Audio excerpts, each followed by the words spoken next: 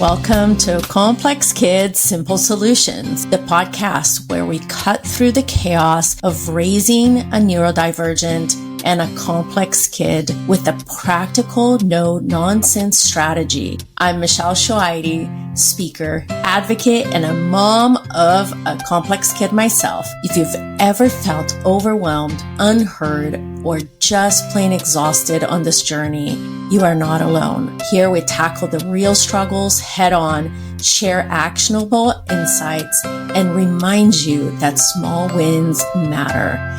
Let's dive in and make life just a little bit easier, one episode at a time.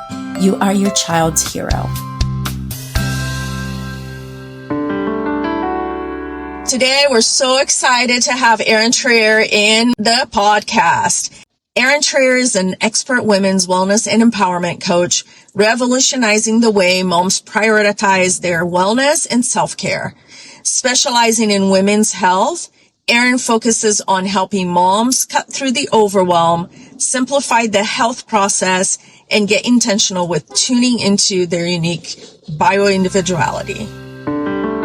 Tell us what you're doing and how this is coming along, how this came along for you.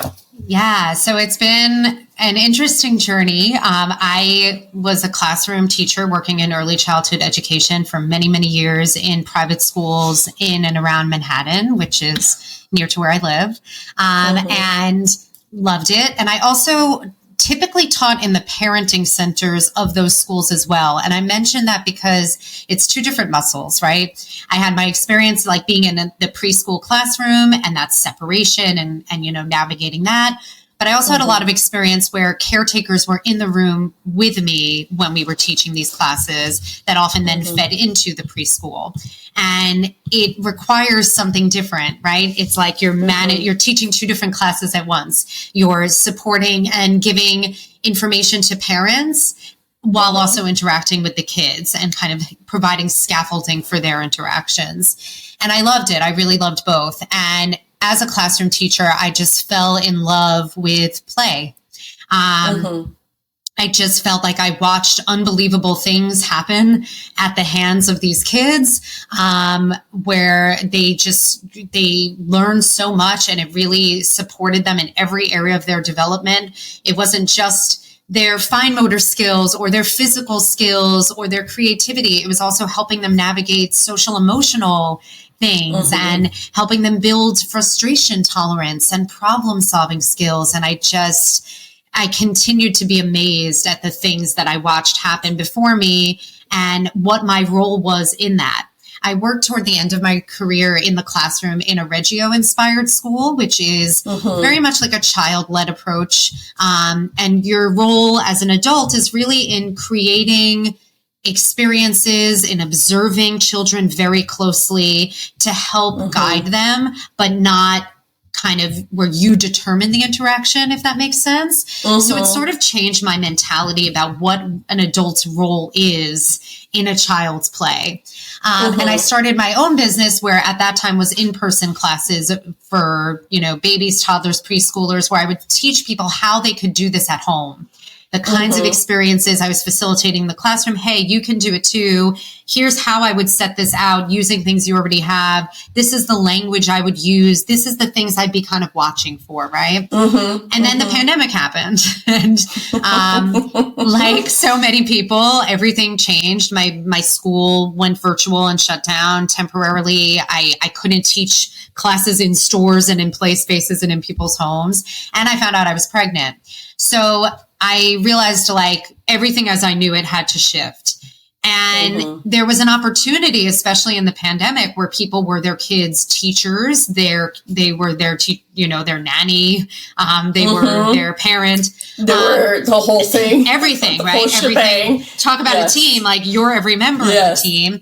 And I just saw that there was an opportunity to take some of these things that I'd been helping people with in person and helping them figure out what they could do with their kid all day when they were home and they weren't going out and they weren't trying to buy new stuff. Like, how do we facilitate this when you're in that position? And it kind of took off. A lot of the stores that I had taught in in person in the Manhattan area. We're looking to create virtual communities, and brought me in to answer parents' questions and to teach virtual classes on their behalf. And this sort of new life of my work took off and grew into what I do now, which is coaching families around play and parenting, and kind of using my teaching experiences to help them navigate things like that at home.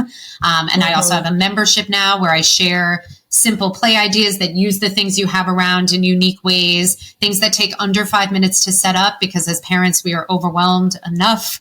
We don't need more. And it really has been designed to empower parents and to reduce overwhelm and help you find more joy and connection. I think it's really easy to lose that with the stresses that come with parenting. And my goal is to help people in really simple ways get some of that back using all the experience I had on the classroom side. So I know that's a long answer, but I hope that answers. No, I love it. I love it. I love it. Now, you know, my listeners are parents with complex kids. Yes. And I like them to call them complex, and you know why, but it's because I don't want to differentiate what it is, what diagnosis they have. It's about being complex, and how do you know, how how everybody can help those complex kids' parents. Yes. So how has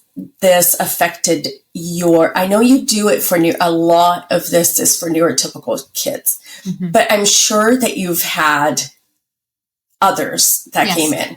Yep. That you have had to help. So what does that look like? How did that come about? And how were you able to help? It's such a good question, Michelle. I think, you know, I'll start by saying that a really big part of my approach, certainly to my own parenting with my daughter, but in the families I support, comes from, you know, my experience in the classroom, which really showed me every child is unique. Every child has their own approach to learning, to understanding and interacting with their environment. And therefore my approach, whether it was as a teacher or now as a parent, could not be one size fits all. It's not about, you know, I come in with this predetermined thing and everyone has to fit into my box. That's not how we're doing this. And I think especially coming from a background in Reggio, which is so much about respect for the child. And Rye, I guess, is the other really major influence from a philosophy standpoint in my work, which also same thing, very much about respect for the child from infancy. This child is communicating with me the best way they know how in any given moment with the tools they have.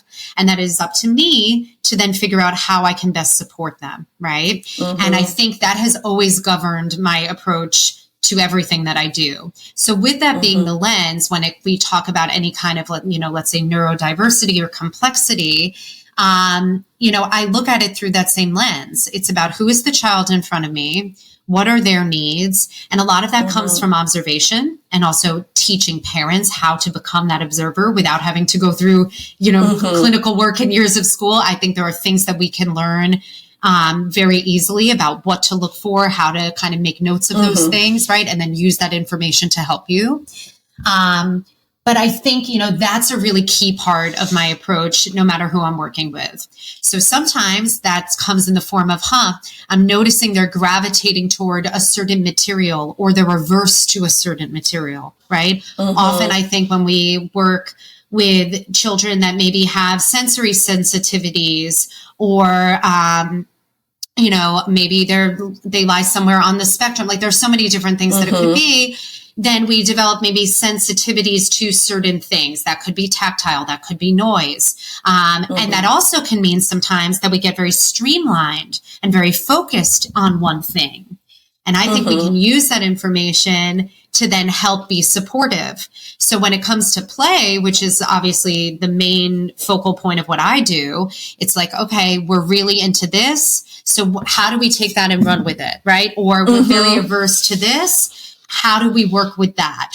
And kind of using that to govern how we move forward. And I'll also say, you know, and this is true, I'd say whatever, you know, is true in terms of like whether a child is neurotypical or, you know, more neurodivergent.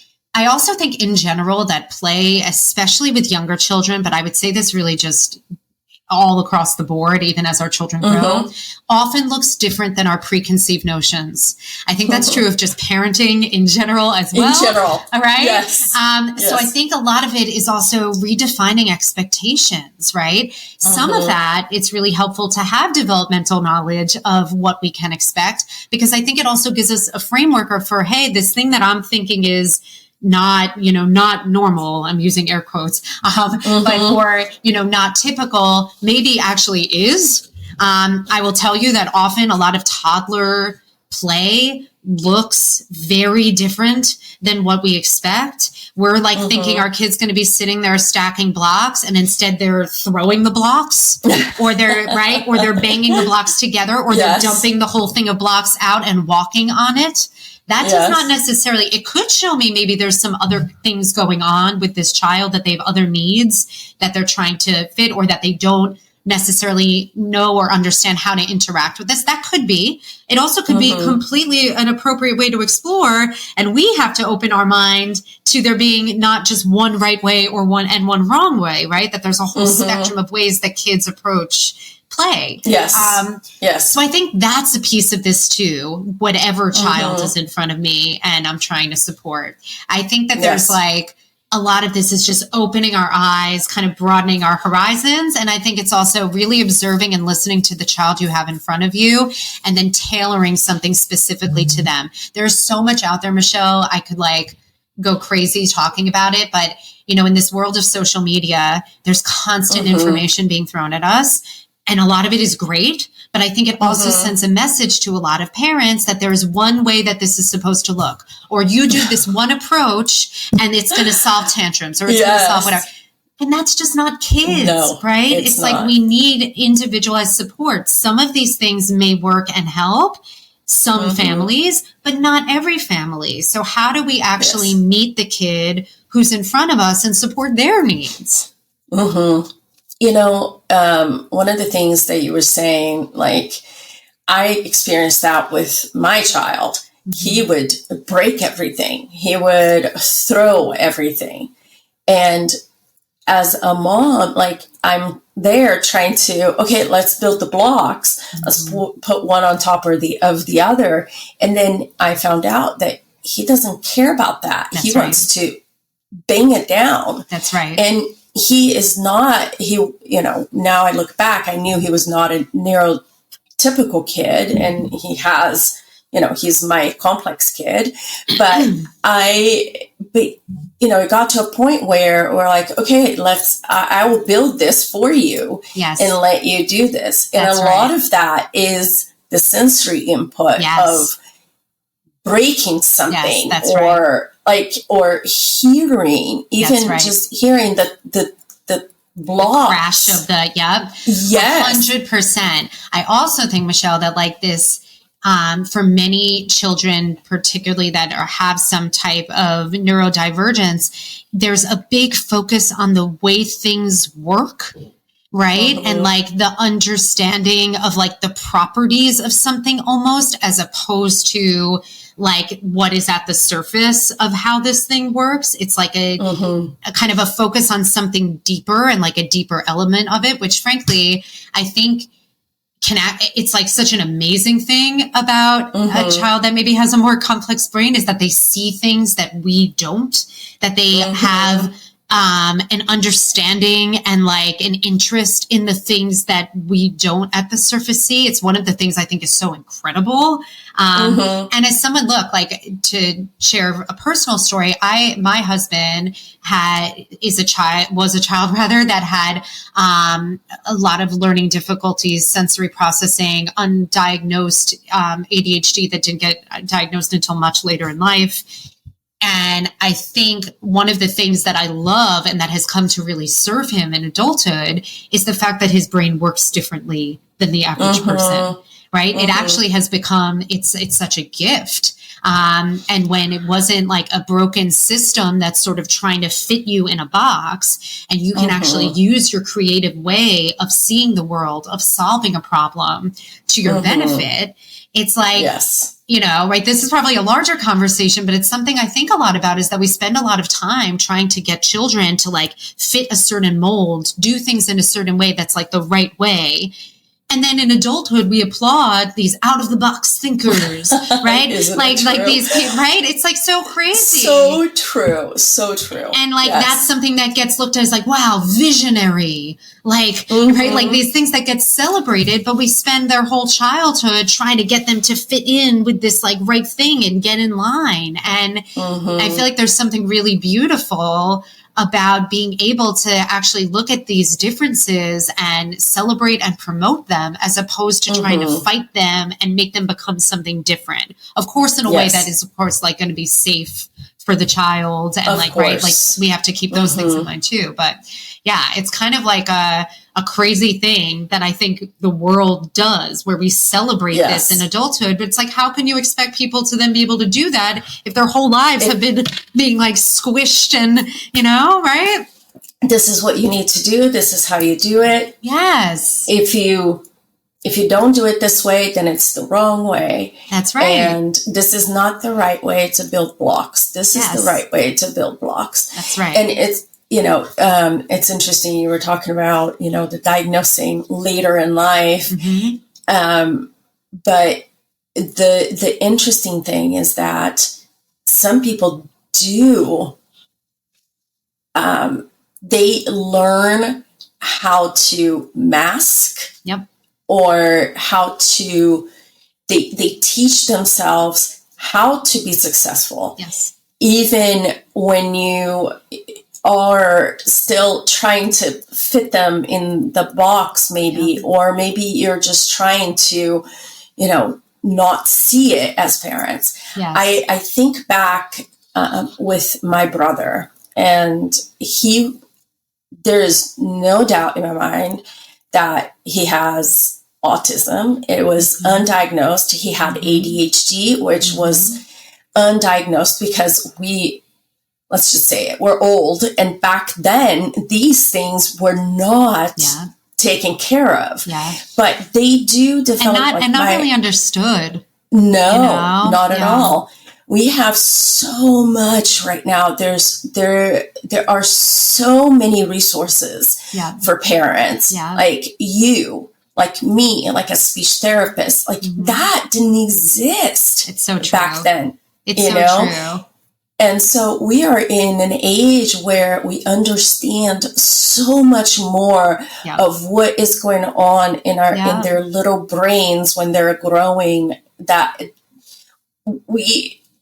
they were the little shits, when they were the younger ones, that. They were the understanding of kids. like the spectrum of it, right? That like there's varying degrees, and like I think that one of the things in the past where we've made so much strides in terms of understanding these, differences, is that there was this idea of it looking one way, and it was the most extreme, right, that it could be. And that's what it means if you have this.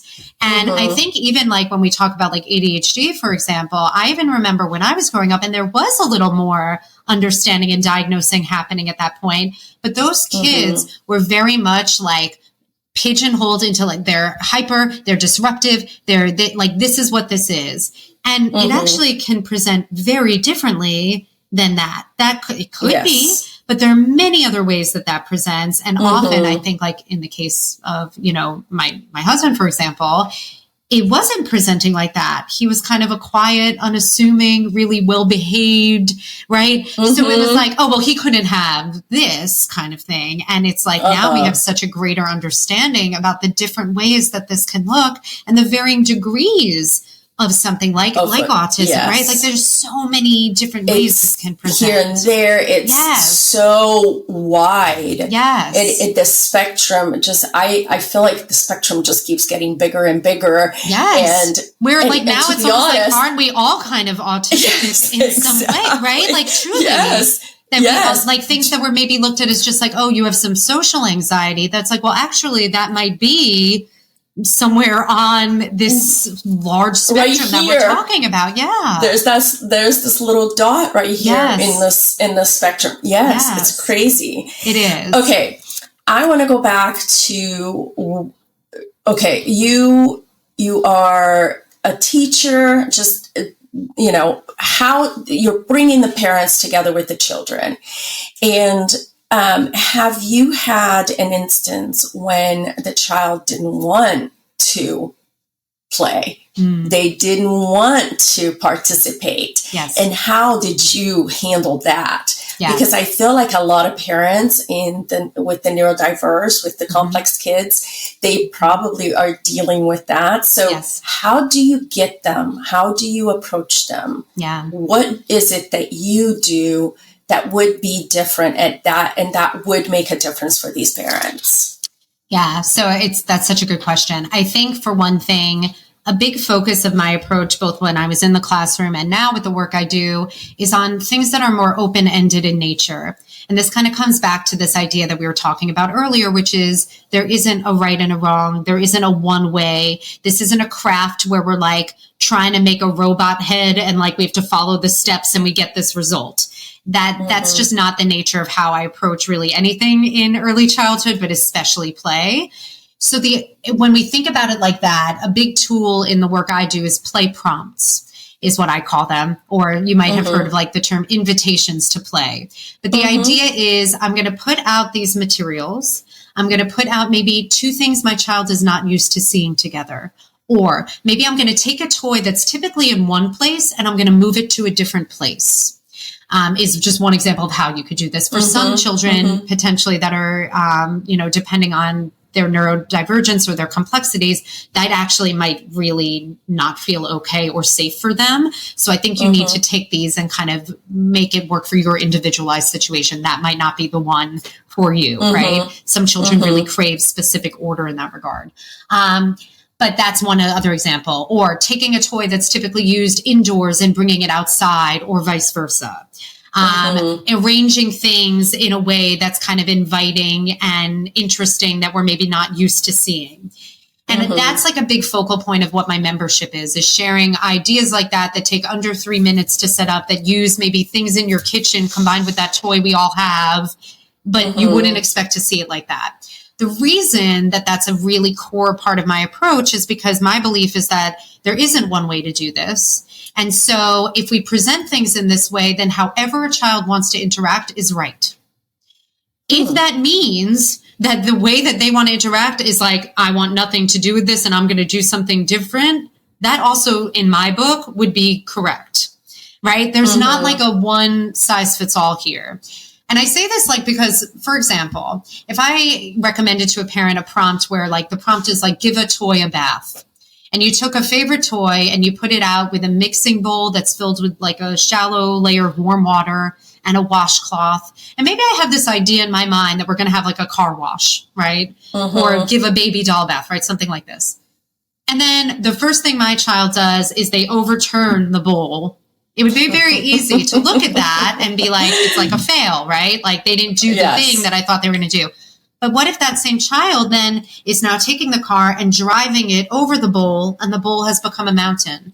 Or maybe they're taking the car and they're dropping it into the bowl and then dropping it again and listening to the noise that it's making of the car clanking against the bowl. Or maybe they're more interested in looking at they're really focused on their reflection in the silver mixing bowl and then moving it farther away and moving it closer together.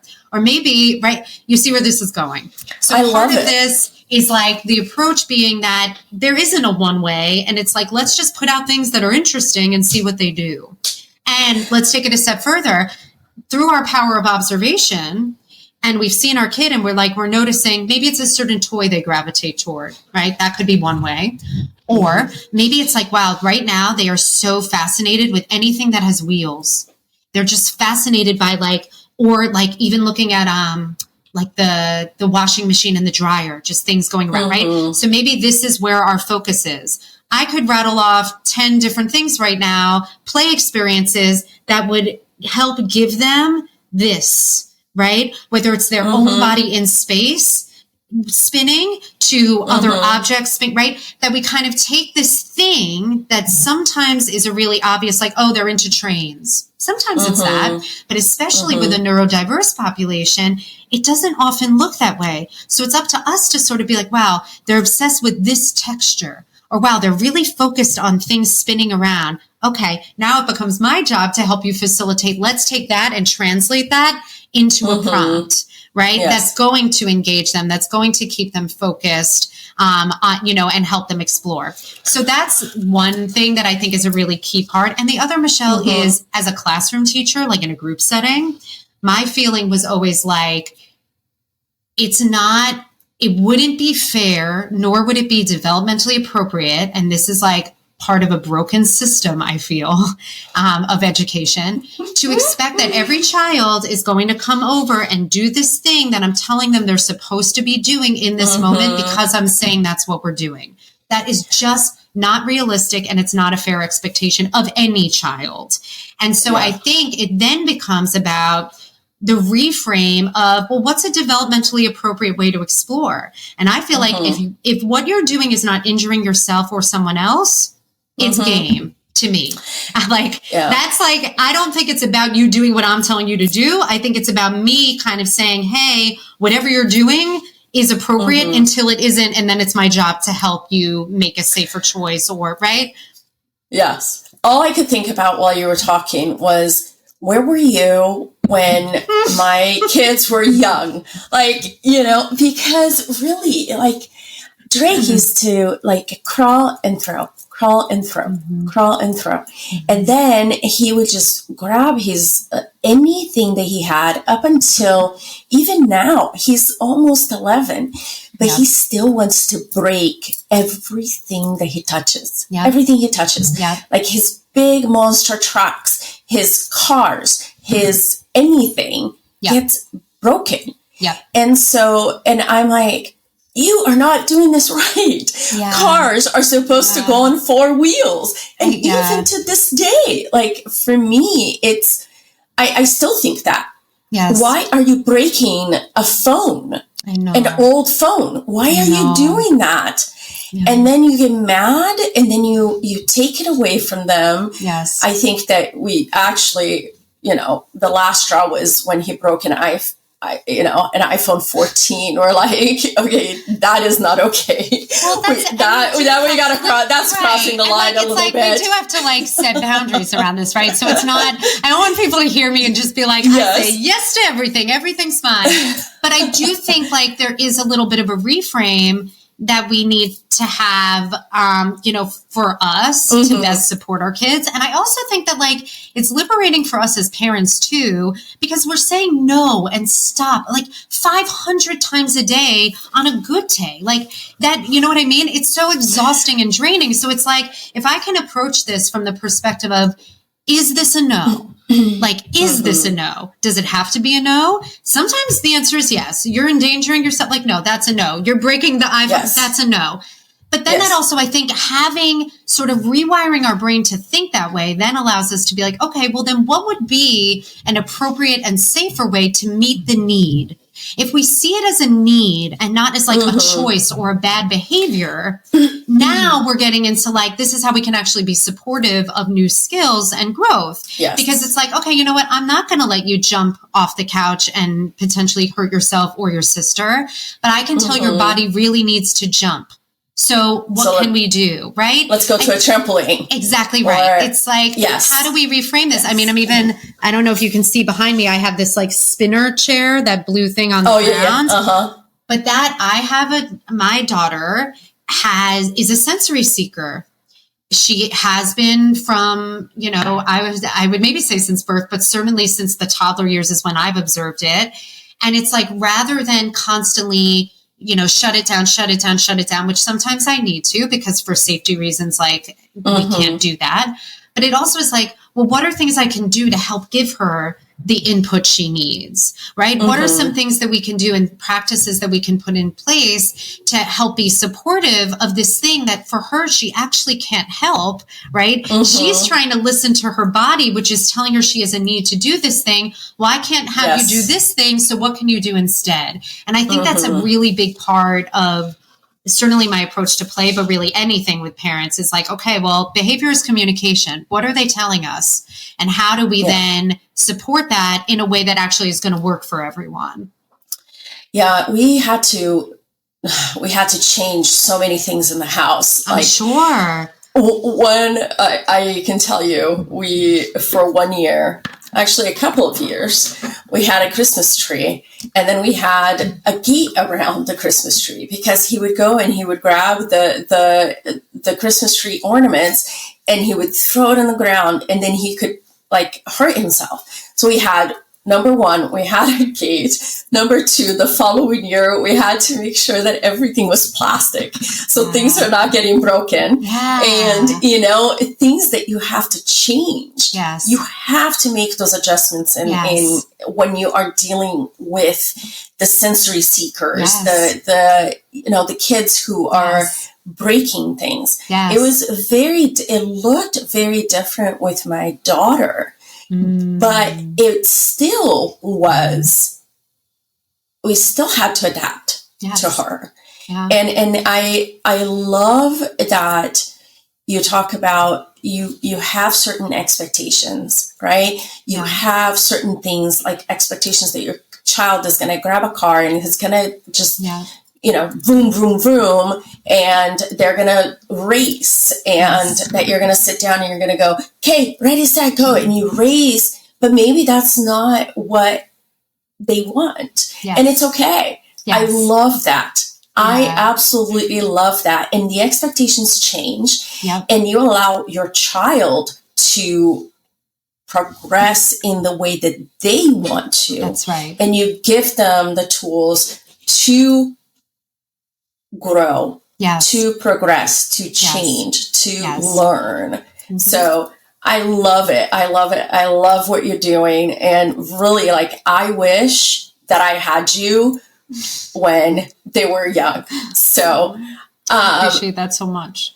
Any last words of wisdom for my parents that you can give? Because just so you guys know, Jill and I are we are co-hosts on a podcast, and we talk almost every week.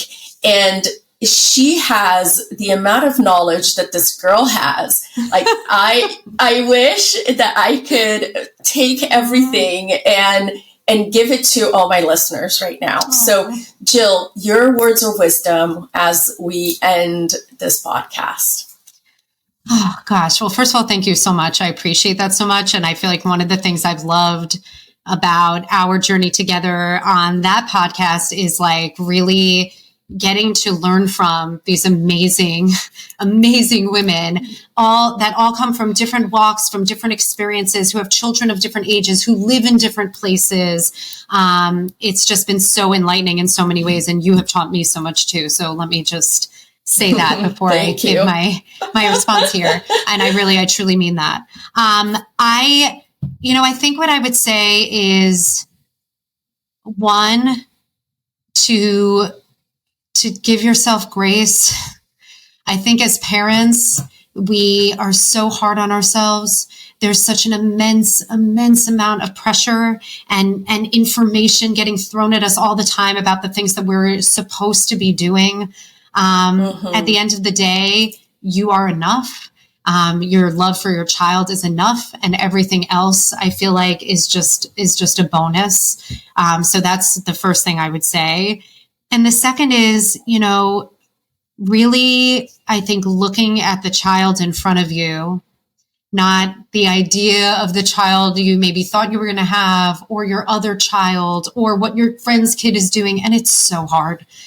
Look, I work in development, and I still was sitting in that mom's group noticing that kid that's a few weeks younger than my daughter is already crawling and she isn't, right? I think it's ingrained in our being to be comparing and to notice those things. But I feel like life is so much more joyful and parenting is so much more joyful if we're doing less of that and more of just being really present with this amazing little being who is in front of us and being open to experiencing the world with them and through them and not trying to create their course, but rather just be supportive of the course they're on. I think our kids are teaching us about who they are from the moment they get here. Hell, I think about my daughter in the womb. Like my daughter was breech and did not turn. I ended up having a scheduled C-section and I was doing every exercise, Michelle, to get this child to turn, laying upside down on the ironing board, like a crazy person. Yeah. And when I met her, I was like, she was not moving. Like that girl was not moving. She is headstrong when she's comfortable. She knows what she wants. Like now that I know her, I'm like, you were telling me that before I even had met you out here. So I think our kids are always showing us, who they are and inviting us in, and that it's our job to then, be with them. And I feel like we can all, as hard as it is to shut out the noise, that's where the most connected and joyful moments of parenting come from. So I think that would be my other big one in terms of play and in terms of everything else. Well, those are Jill's words of wisdom. And with that, thank you so much for being here and taking the time this morning. It's always so fun. I should have you back. So I would love that. Yeah, let's do it. Yeah. Okay. Well, thank you so much. We'll see you next time. Thank you. Thanks, Jill. That's it for today's episode of Complex Kids, Simple Solutions. If you found this helpful, please be sure to subscribe so you don't miss any of our future episodes. And if you're looking for more support, join our Thrive group on Facebook, where we dive deeper and connect with other parents. For more information, be sure to visit www.wisdom4complexkids.com, or you can also reach me at www.michelleshoaidi.com. Remember, you are doing an amazing job. Take it one step at a time, and I will see you next time. You are your child's hero.